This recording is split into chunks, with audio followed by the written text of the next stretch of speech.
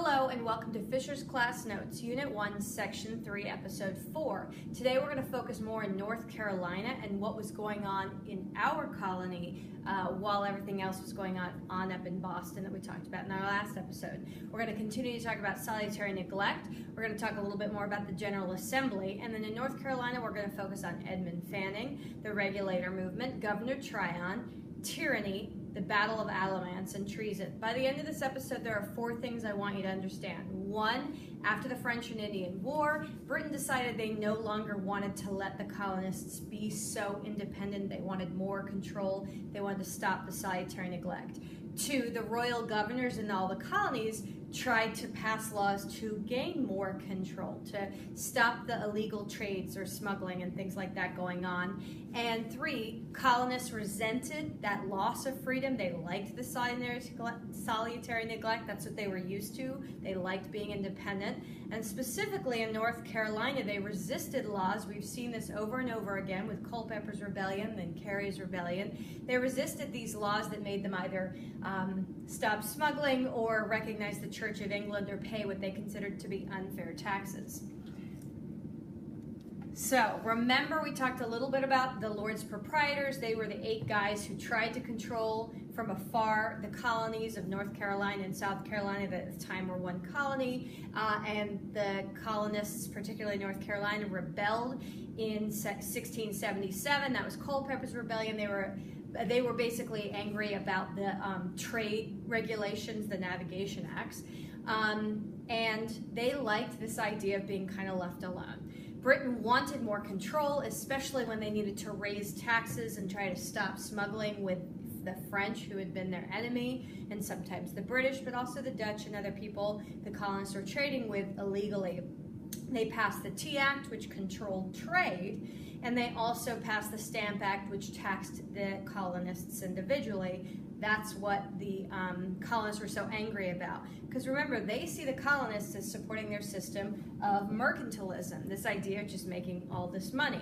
Massachusetts Bay Colony, they kind of started a lot of the overall rumblings, and they asked their General Assembly. Remember, the General Assembly is the lawmaking body in each of the colonies, so the colonists of that colony will elect that group of people. And they asked the General Assemblies of all the colonies to come together and decide that they wanted to act in a unified way to fight against the Stamp Act. Well, only 9 colonies came or sent delegates. A delegate is a representative.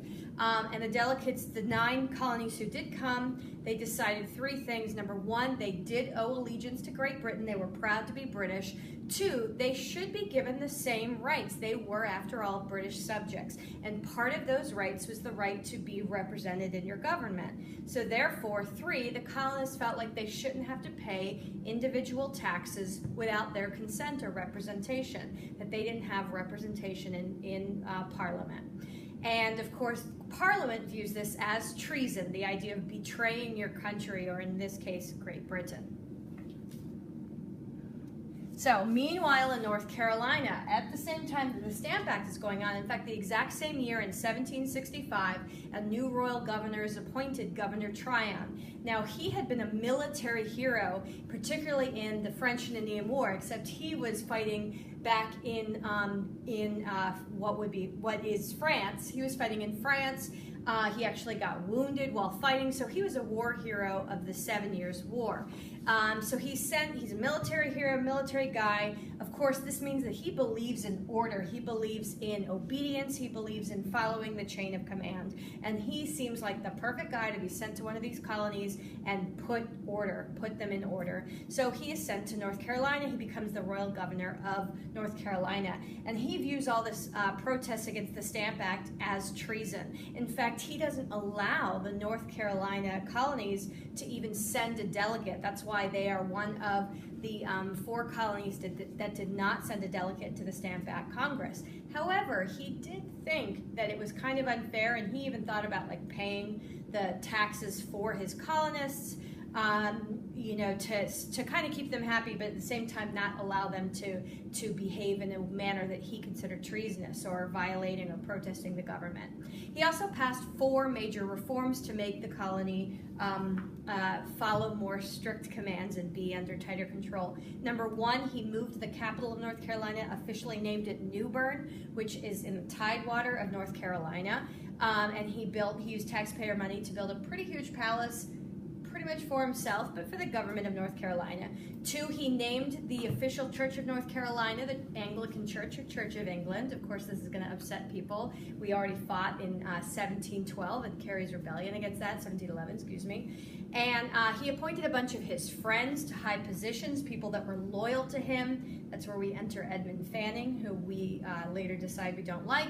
And number 4, he wanted to widen the canals to help shipping, which of course would bring more money to North Carolina because it would allow shipping to be easier. Here's a picture of Tryon's palace, not a bad place. You can visit it today. It's quite lovely, and he lived there for a number of years. All right, so many North Carolinian colonists were angry about these. Number 1, many identified as Quaker, particularly in the sort of backcountry. Remember we talked about Carey's Rebellion, when they resented having to take these oaths to the Church of England. And they didn't want to support or use taxes to pay for the Anglican Church, the Church of England. 2, most of their money is being sent to the Tidewater, not the Piedmont, which was at the time very rural. In fact, they called it the backcountry.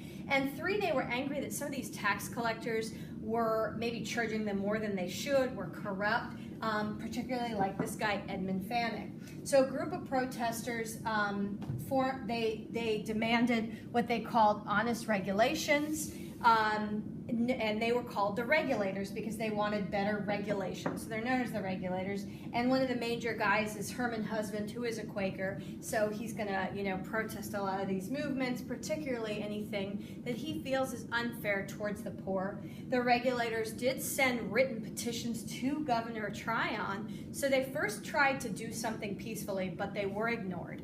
We're going to read one of them in class. In 1798, when the governor did nothing, the Regulators broke up the courts where they were confiscating or taking property of people who couldn't pay their taxes. And then things got really wild. They took the corrupt officers, the people they thought were corrupt, out into the streets. So they dragged them through out of the town. The Regulators took back the confiscated property, like horses and all these things. They shot at Edmund Fanning's home. They even cracked the church bell at the Anglican Church. A lot of this was happening in Hillsborough. In 1771, so this is the year after the Boston Massacre, just to give you a timeline, 1771, and Edmund Fanning was officially put on trial. Governor Tryon's government did find him corrupt, but they charged him 1 penny. So basically it's like, oh yeah, we charged him, but they didn't charge him anything much. And he then goes on to have a very successful career in New York and then Nova Scotia. The Regulators were still angry, therefore, so they marched on Hillsborough, and Governor Tryon, remember he's a military guy, led Edmund Fanning, and they raised a militia, a group of about 1,000 people. They raised a citizen soldier militia at the Battle of Alamance. Governor Tryon and his militia won and traveled through the areas of North Carolina where the Regulators lived and were popular, and basically forced them to sign loyalty oaths. He then passed the Johnston's Riot Act, and get this, it was retroactive. That means if you had done something before, you could be punished for things in the past, and that's pretty bad. But he basically retroactively made it illegal to protest in groups of 10 or more, and people who were protesting could be put to death and even shot on the spot. So people felt like it was very corrupt. And we'll talk more about what's going on before the revolution. All right, thanks for watching.